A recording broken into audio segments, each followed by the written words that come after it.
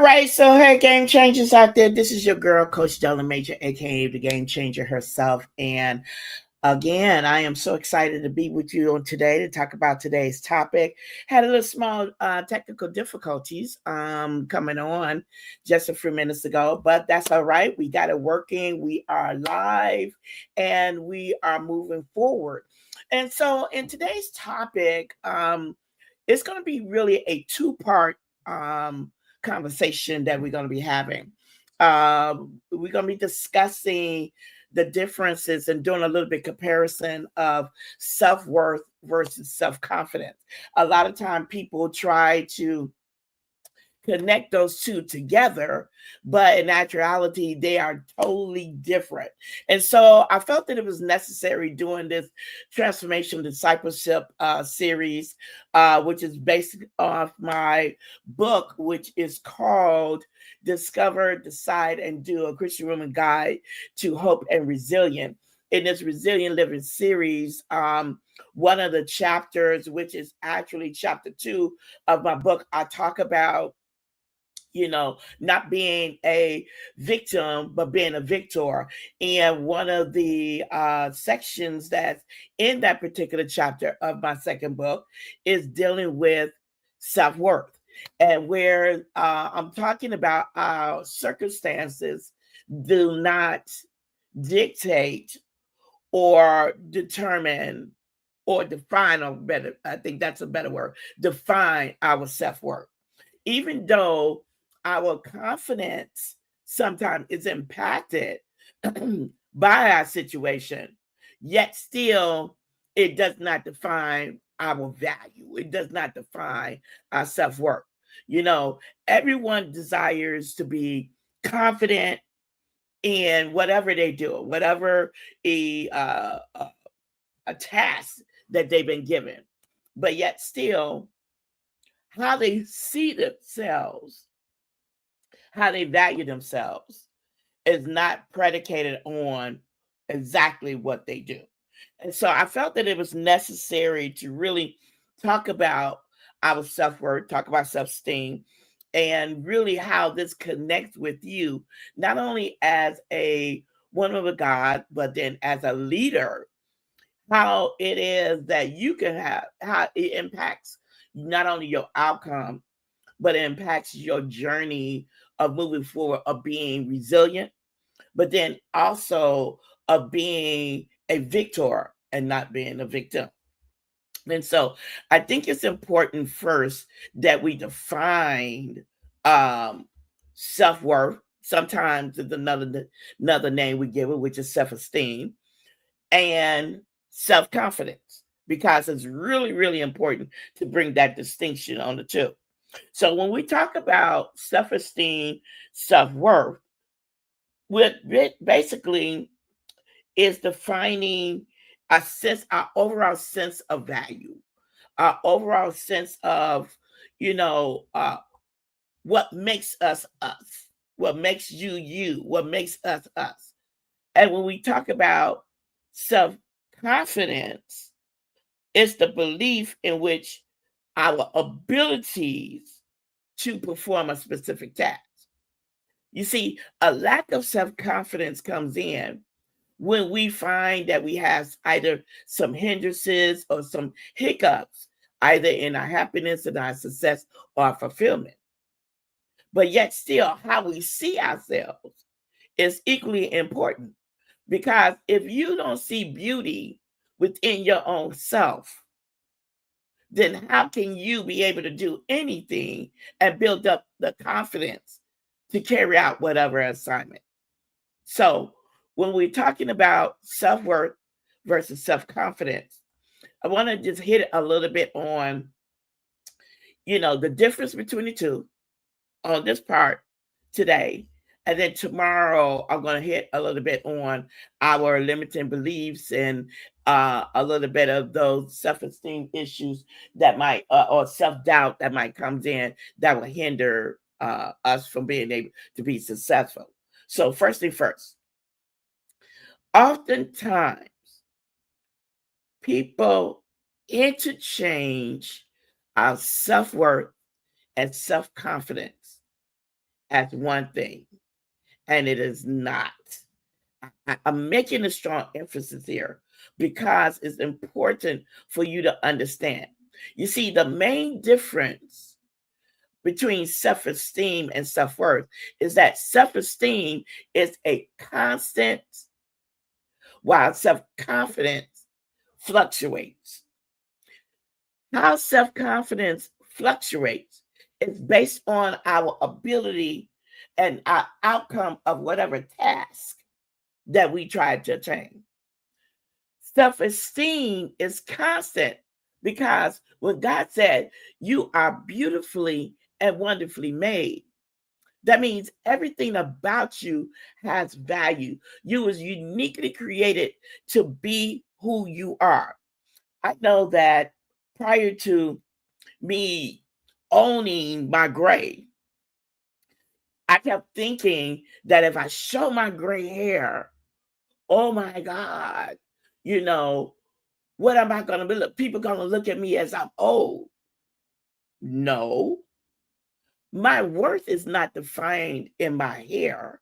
My worth is not defined in what I wear. My worth is defined in who God said that I am.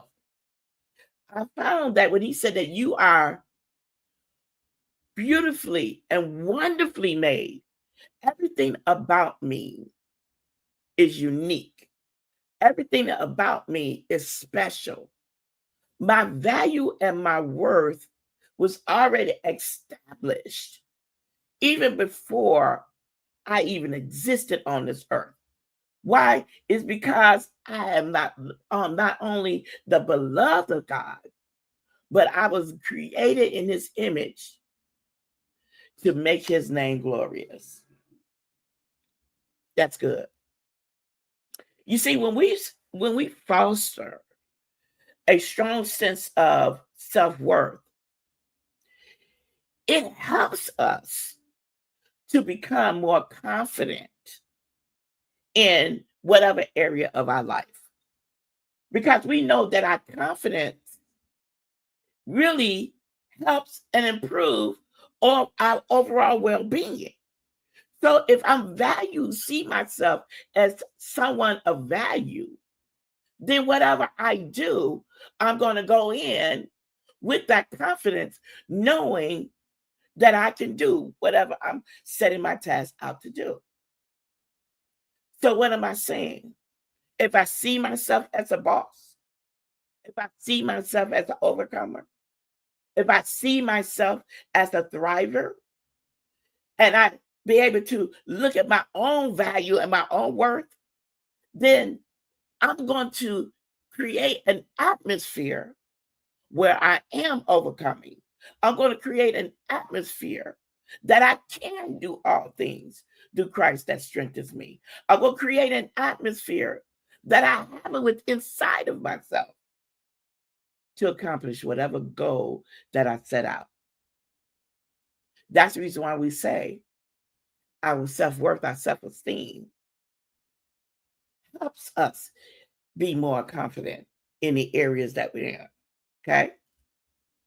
The higher my self-esteem, the higher my self-worth, the more likely I'm going to be comfortable facing whatever situation that comes in my life. Why? Because I already adopted the mindset that greater is he that's in me than he is of the world.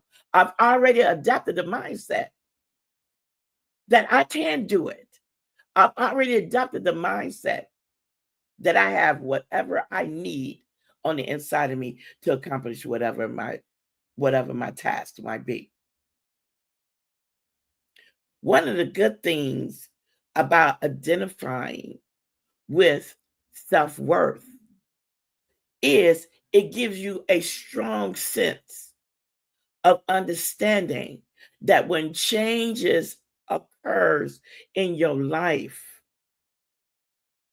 it's not looked upon as something bad. It's looked upon as something good. You begin to change the dialogue. You begin to change your tone, your dialect, when you identify with that positive self-worth. Instead of you using words that speaks negatively of you, like I'm stupid or I'm dumb or I can't do this.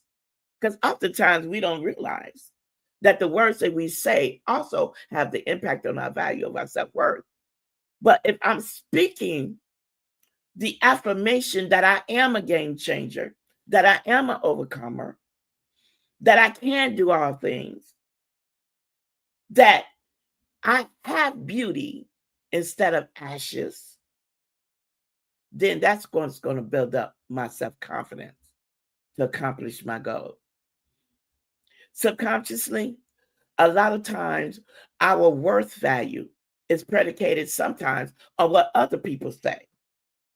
But as you begin to mature and as you begin to tap in to who you was uniquely designed and how extraordinary that you are, then the words from other individuals don't have the impact in your life and on your value system. Why? Because you know who you are. Sometimes you got to take that step back and say, I know who I am. And the moment that you start doing that, it's the moment where you take back whatever the enemy has tried to establish and try to create those negative impacts inside of your life. This is something good. I'm just loving on the fact of just thinking about where we go when we are moving forward and identifying our value system. You see, you got to know what is your true intrinsic nature? What moves you? What gets you going? What brings about the peace, the happiness on the inside of you? How can you show up as your true, authentic self? Not based on what somebody else say, but based on what you know. How can you be unapologetically you? You see, low self-esteem or low self-worth makes us need to succeed in everything in our life. That means we need other people's approval. We need somebody to affirm us. We need somebody to say, yes, you are valuable. But when you have high self-esteem, high self-worth, you know who you are. You don't worry about somebody else's feelings or what they say about you. You worry about what you say about you. You take yourself out of that cycle of sorrow and you position yourself where you're coming in strong and you're coming in confident and assured.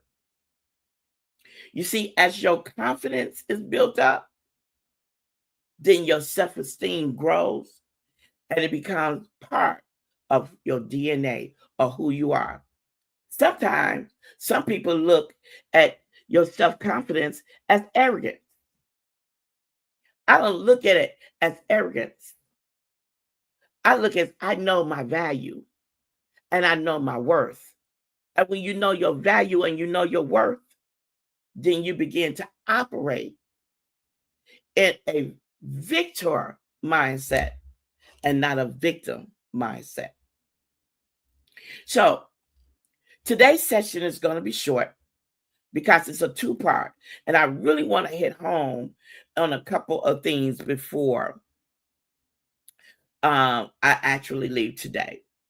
And so I want to share at least 2 signs that you would need to help you to determine whether or not you need to work on your self-esteem or your self-worth. Number 1, here's a clear-cut sign where you need to know, if you know you need to work on your self-esteem, self-worth, is when you're indecisive. You see, being indecisive It's a clear-cut sign that you don't trust yourself. You don't trust yourself to make the right decision. You doubt your actions. You doubt your abilities. You doubt what it is that you have been given, your gifts that you've been given to carry out whatever it is that you're desiring to do. You see, when you are confident, when you are decisive, when you are sure, when you're able to make a decision with that boldness and with that confidence, that's how you become a game changer. Because you know that you know that you know, whether you fail or lose, this is what you decided to do. You're bold enough to take that risk. So one of the clear signs, if you're indecisive. The second clear sign where you need to work on your self-worth or your self-esteem is when you need outside reassurance. When you need someone to come and to tap you on the shoulder and say, job well done, you're going to be okay. It really looks nice. You see, when you are tapped into your value, when you tapped into your worth, then other people's opinions about you don't have no position or no place.